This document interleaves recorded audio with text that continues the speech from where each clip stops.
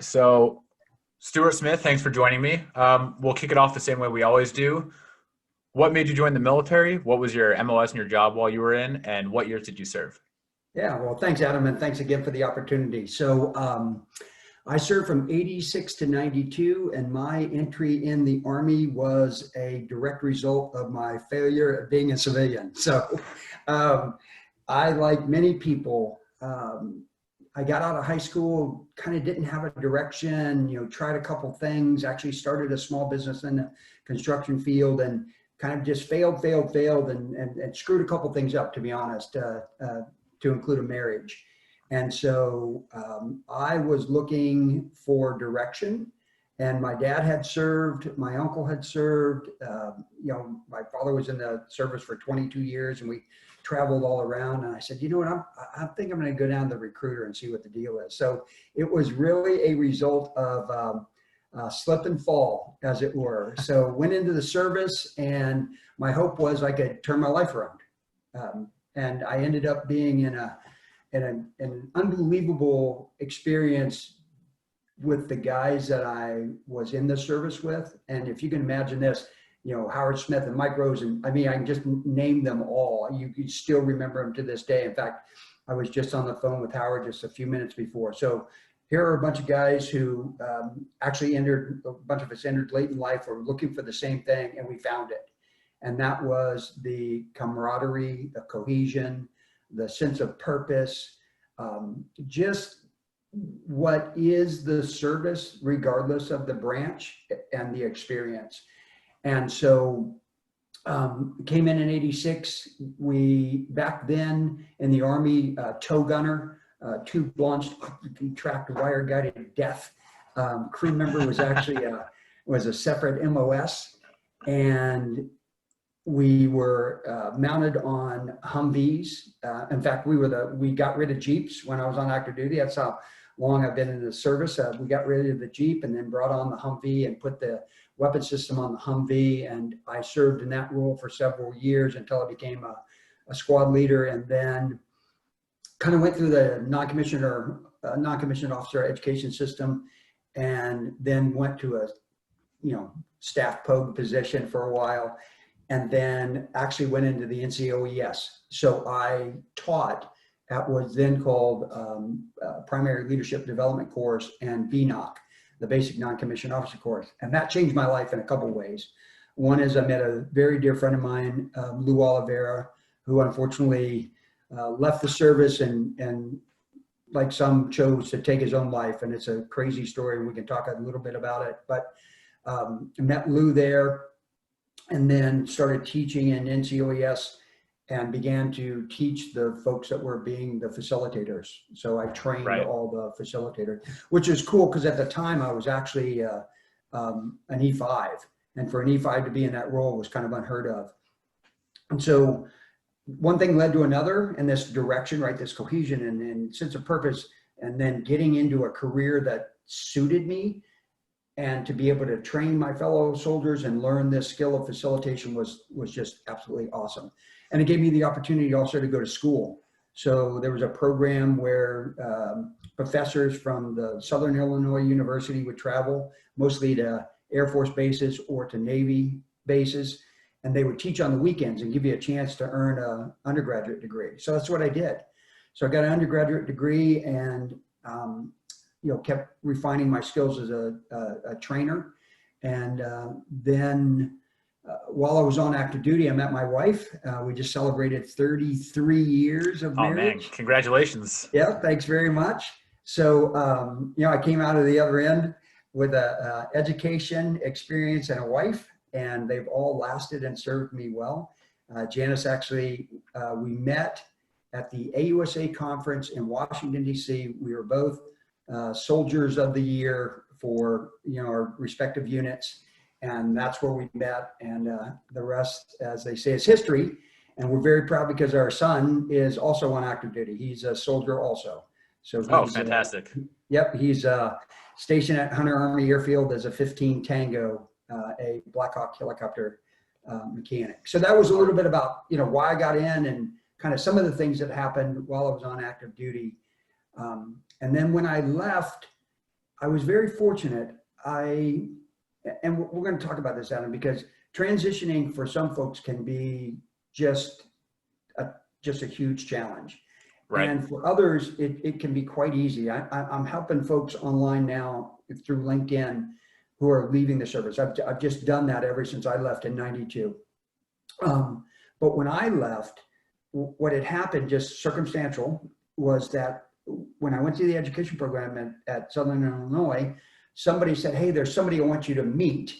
And so I met them. So I left active duty on a Friday and went to work on a Monday. Right? It was just crazy. I never wrote a resume, never applied for the job, nothing. And it's one of the things that I teach people and share with people now.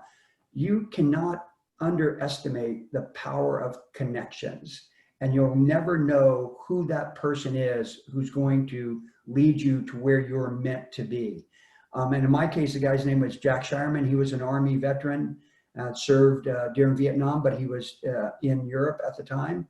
And he was the training director for the Department of Veterans Affairs in Washington State. So I went to work for them as an intern. And that just created a ton of opportunities for me to develop my training and development skills. And then that led to a career of then entering into human resources more as a generalist. And then the last job I had was the vice president of human resources for a large financial services company in Atlanta. So that's a lot of years of stuff in there, and we can unpack some of that stuff that are lessons learned. And like I said, I draw upon my own experience and help reflect to people the things that I've learned that help you be successful when you're transitioning in. And I help a ton of people now. In fact, I'm going to do a plug here, brother. There we go. I'm just proud. So another opportunity came through what's called the Florida Association of Veteran-Owned Businesses. I am the incoming chair of that organization here in Space Coast. We have 3 chapters: Tampa, Orlando, and here on the Space Coast, Brevard County, Florida. Met a Navy active and then Army Guard guy named Eric Wright, Doc Wright. And Doc said, Stu, listen, I hear you tell these stories all the time about transition stuff. So I got an idea. I'm writing a book. Would you like to contribute to the book? And I'm like, yeah, hell yeah, I would. So it's here's the book. It's 101 lessons learned from helping military members, veterans achieve meaningful, lucrative post-service careers. It's available on Amazon. Shameless plug, but that's Eric. That's my buddy. And my chapter in here is called Stu's Secret. And it is the story of a veteran who actually hooked up with me on LinkedIn, didn't even know me, just reached out to me and said, hey, dude, I see that you're doing some veteran stuff. And I am in the Army, senior enlisted, and I'm getting ready to get out of the service, and I have no flipping idea what I'm going to do. And that story is the basis of this Stu's Secret in its book. And I share the story all the time because of all the lessons learned in there. And I think I'm starting to become a pretty good storyteller, right? One of the advantages of getting older is being thought of as if you know something, right? So I'm taking advantage of it. I think that's a really good point. And just what you said there, being older, everyone just assumes you have all this experience and the wisdom going on. So to go back a little bit, when you were talking about some people transition from the military very easily, and for some it's more difficult, I would say I was the latter. When I transitioned out, I didn't have a plan. It really took me some time to find my place, I think, in the post-military world. And I would always assume as a young guy getting out that the senior enlisted, you know, the E9s who are doing 20 years, all right, they're retiring, they're going to coast through life. The more that I speak with people, though, and I look at the veteran space, it is incredible how many of the same challenges a 21-year-old E3 getting out faces the 30-year-old, you know, command sergeant major, the exact same roadblocks, the exact same fears. So I think it's great that in our community, the veteran advocacy space, you do see people coming together. I joke about it now to people, but when I was in and I got out as an E5, even as an E5, I could never imagine sitting down, having a face-to-face with a 30-year E9 and just joking and laughing about telling stories. And now Right. that's the majority of what I do. So I think it really does speak to the people who are involved in the work that you do, for example, and just the strength of our community that once we're out, we're still family, all of us together. As to Absolutely. it's a great thing to see, and it's been a great thing to learn over the past month or so of having these conversations. I know you use the word facilitator quite a bit, and I know you are a master facilitator. Could you just kind of give a breakdown and give a brief description of what that means and what you do? Sure, absolutely. Yeah. So all the work that I'm talking about the veteran advocacy stuff is just stuff I do, right? And FABOB's a volunteer organization. I've been involved in a lot of that kind of stuff. So professionally, what I do is I help organizations mostly in the planning space, whether it's strategic planning or operational planning. I help facilitate the meetings, the sessions, the work that has to go in to getting these big initiatives done. So let me give you an example. I had a company that helped fundraising organizations with their print media, and they were struggling from a business perspective. And they said, hey, listen, we probably need to bring our executives together and sit down and put together a comprehensive strategic plan to get this work done. So over a period of 2 years, I worked with them to develop and to execute the plan. To align, not only do you have to put the plan together, then you've got to align the plan to the organization. I know it sounds odd, but when you start planning to do something different, then you actually have to do something different.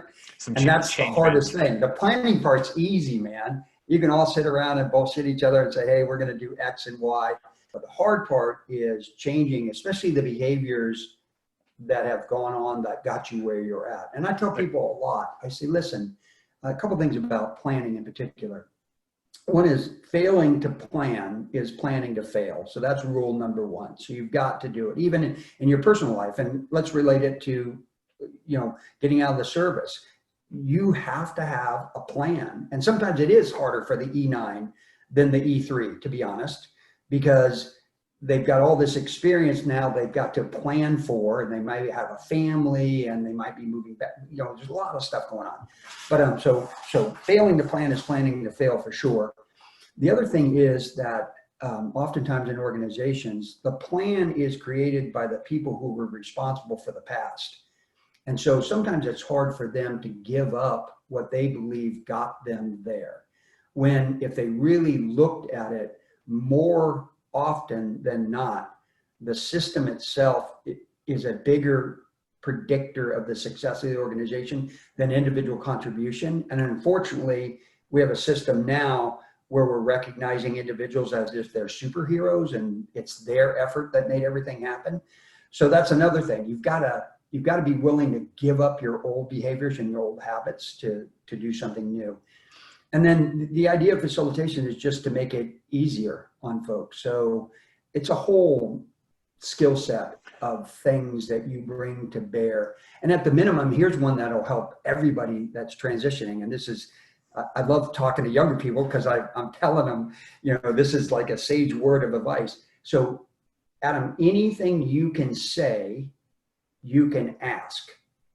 I'm going to say it one more time. Anything you can say, any statement that you can make can be changed into a question. It's about the most powerful communication tool, if you master it, that you can ever have. Because especially if we're in conflict and you're saying something and then I'm just responding by saying something else, we're going to stay in position. We're just going to be adversaries, right? I'm going to try to convince you that I'm correct in what I'm talking about, and you're trying to do the opposite. If I turn that around and ask you a question, it changes the entire conversation.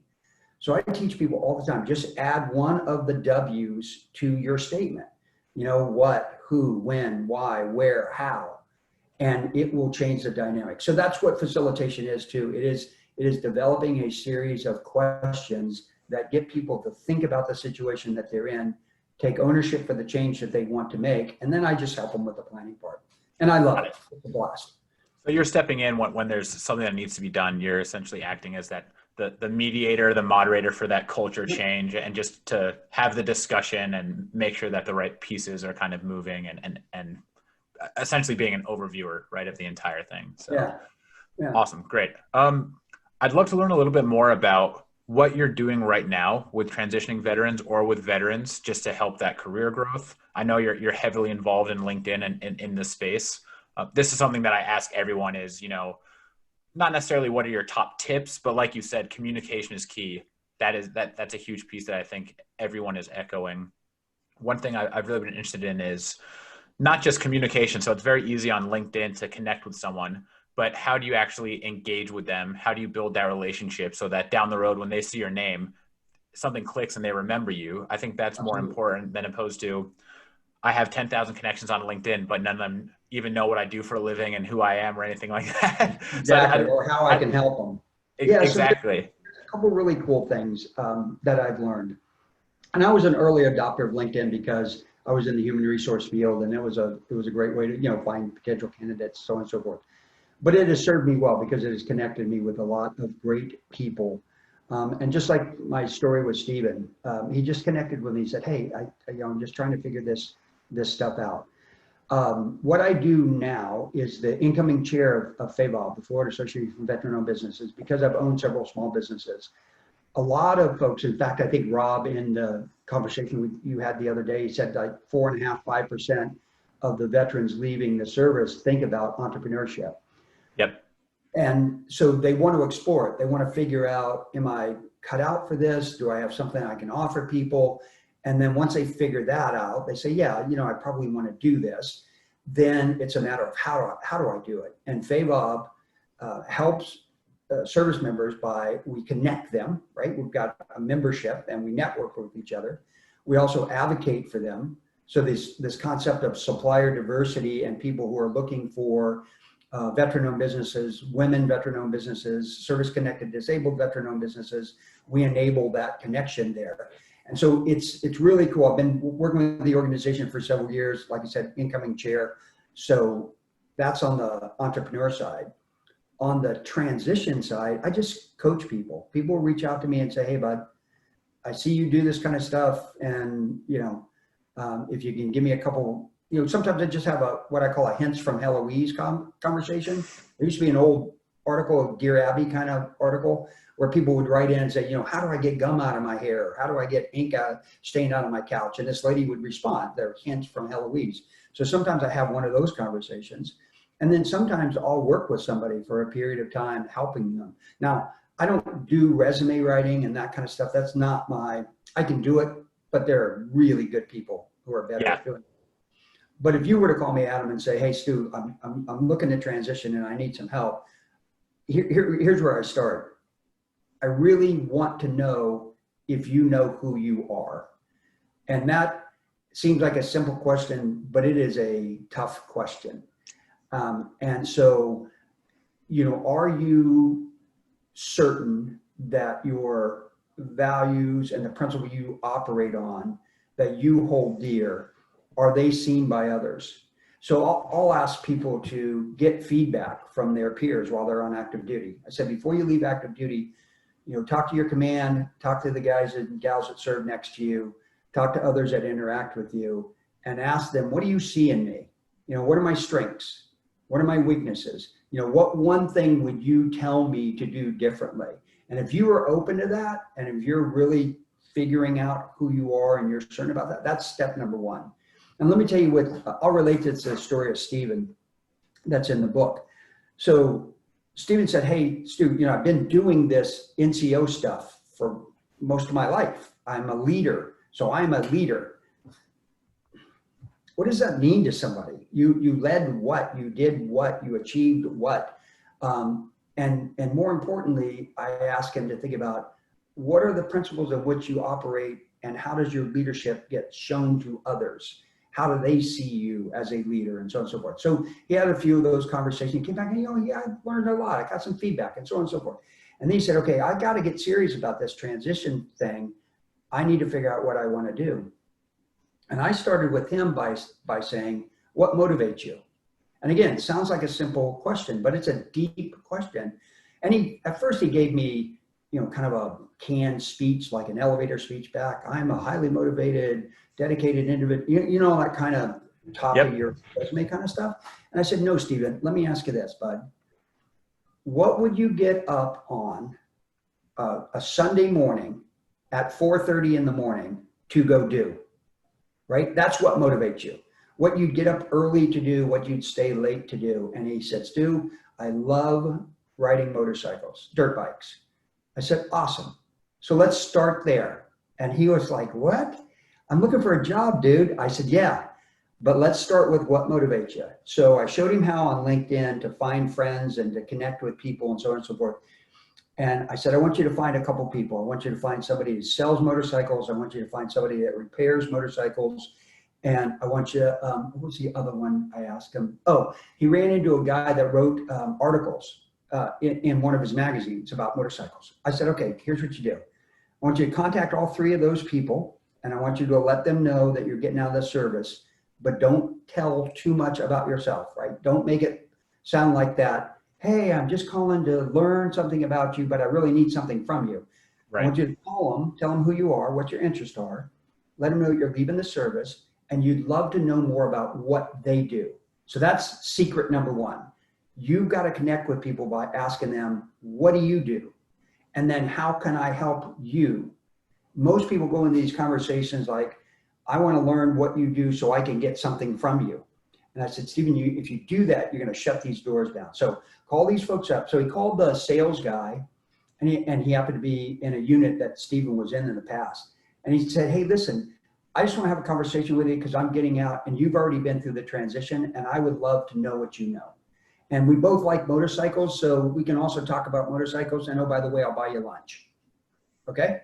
So, and he promised the guy, I'll pay it forward. So if you'll give me a few hints, I'll help the guys behind me. And the guy's like, yeah, I'll do it. Who's not gonna go? Of course, especially in our community.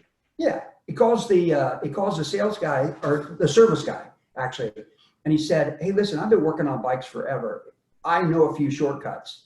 I would love to sit down and talk about the bikes that you have, and if I can share with you what I know, I'd be happy to do so.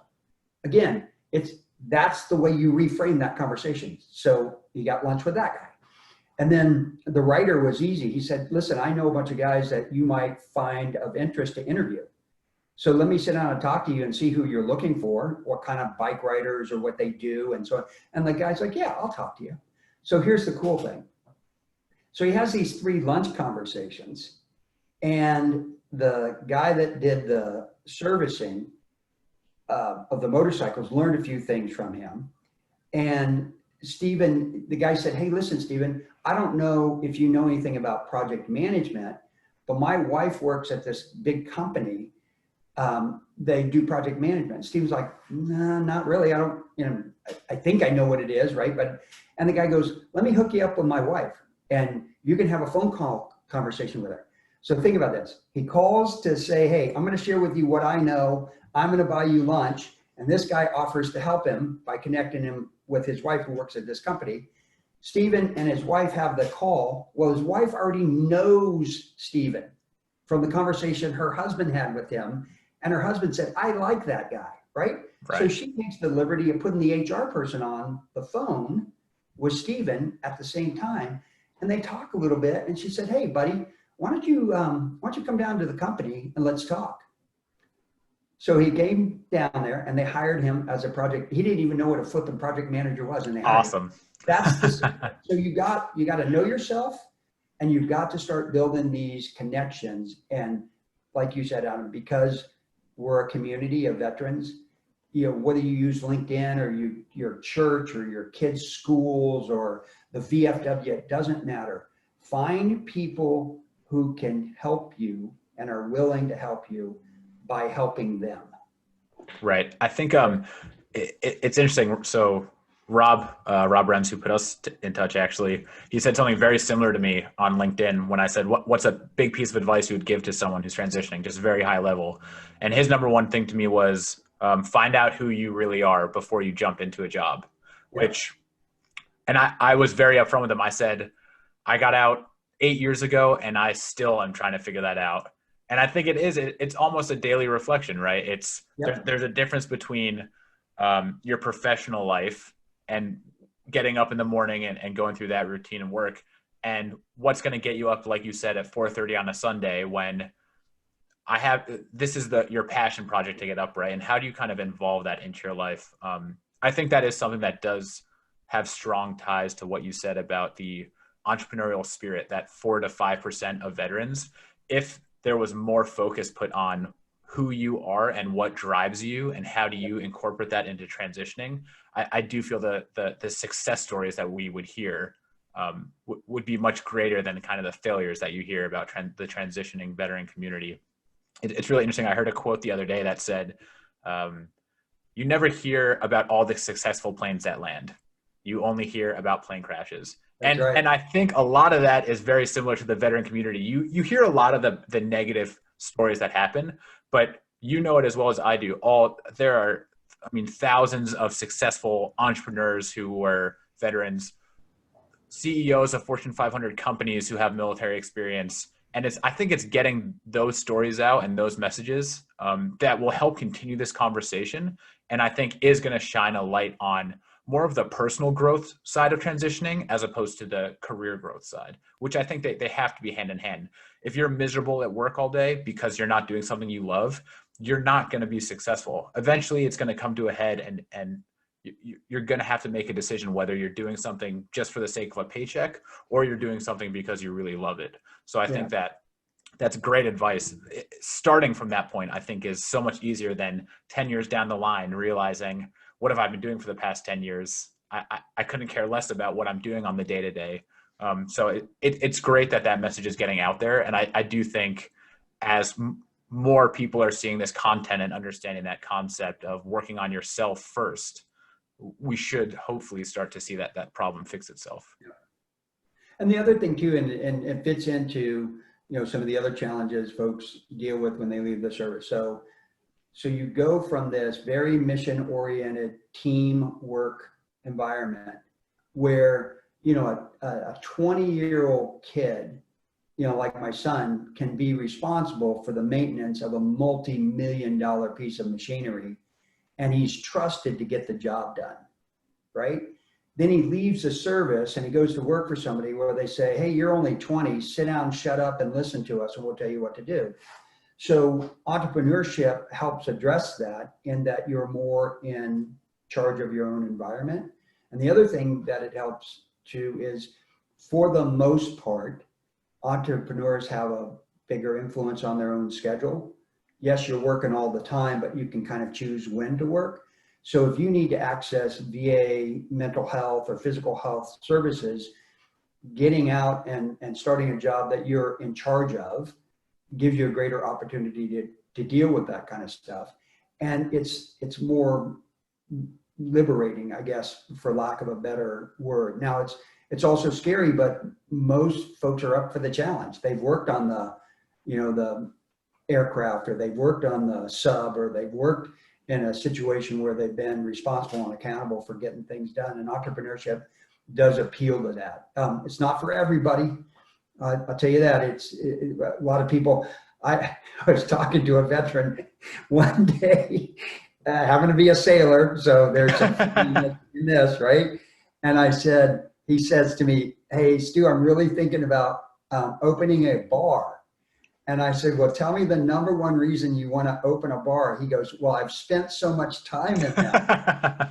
And I'm like, dude, that may not be a good match right there. You may want to think about something differently. So knowing yourself, knowing your interest, and then find somebody who can help you. And it could be a family member, your dad, your father-in-law, your mom, your sister-in-law, whatever, but find somebody who's going to be your support, your rock, your accountability coach. And then there are, just like you said, there are just so many resources out there. Don't take everything at face value. I'm not saying that the transition assistance program is crap, but it's also not as good as it could be. So take what you get, same thing with SkillBridge, take what you get and learn, and really be a critical thinker about what you're seeing. and there are tons of resources on the web just to get to know yourself, whether the personality kinds of stuff. You can do that, but the easiest way is just to go ask people who are closest to you, right? I mean, that is seriously, and they're usually very honest with you if you're willing to open yourself up and say, hey, when you see me operate, what do you like? What appeals to you? What are my strengths? And when I'm not as good as I need to be, what do I need to be working on? And that will help give you feedback on who you are. And then make a plan. And you can never start, as soon as you go into the military, you ought to be thinking about leaving the military. Because I don't care if you stay for one term of enlistment or one, if you're an officer, you go in and you're one term, or you're going to be there for 30 years. One day you have to hang up the uniform. So you need to be thinking about, and this is what I'm saying about that. Everything that you learn, make sure you're keeping a record of it. It's as simple as that. Every experience that you have, make sure that you're making notes of it. More so than, I was deployed here and deployed there. What did you learn while you're there? Be reflective about it, and then keep a record of it, because you're going to need it when you get out of the service. And the other thing is build your network while you're on active duty. There are guys and gals that are ahead of you who are going to leave the service before you do. Make sure you stay in touch with them, because you're going to need them when you leave. So those are some things to know. And I responded to that post that you had about, what do you need to do? And that was one of the things that I said is start your plan as soon as you go on active duty, because one day it's going to be over. And sometimes for folks that stay 30 years, it's even harder to transition than those who stay for 3 years. That's great. Well, I don't want to take up too much more of your time, Stuart. This was amazing. I love everything that you said, especially talking about communication and kind of the challenges that are faced there, and really looking inside and figuring out who you are first before making any major moves. Please, but before I let you go, plug the book again. Yeah, absolutely. Your LinkedIn, everything. Let's get as many eyeballs on this as possible. Yeah, so the book is really cool. It's 101 lessons learned from helping military members and veterans achieve meaningful, lucrative post-service careers. So that's the book. Doc Wright wrote it. There are 39 of us, all veterans, I'm pretty sure, who have contributed to this book. Non-commissioned officers, enlisted folks, so on and so forth. And everybody kind of has a story in there. Kathy, I just turned to her page. She's a professional resume writer. Doc runs a company that does vets to PM. Craig is a Marine Corps veteran. He does work where he works with companies, and you can actually get a credit if you hire veterans, if you go through Craig's company. So it's just chock full of that kind of stuff. Everybody can find me on LinkedIn. It's just Stuart Smith. And if you put in the letters CPF, Certified Professional Facilitator, you'll find me. I encourage you to link in with me. And if you need help, the worst thing that can happen is that you leave me a message and I call you back. That is literally the worst thing that can happen, because if you can't get a hold of me right away, I will get back with you. Fantastic. Well, I really appreciate this. Thanks for everything you've done. Thank you for your service, and also continuing to serve the veteran community. Absolutely. I love all the content. Yep. Love all the content, and I'm sure we'll be speaking again soon. Yep. I appreciate it. I'll keep up with you, Adam. All right. Thanks, Stuart. All right, brother.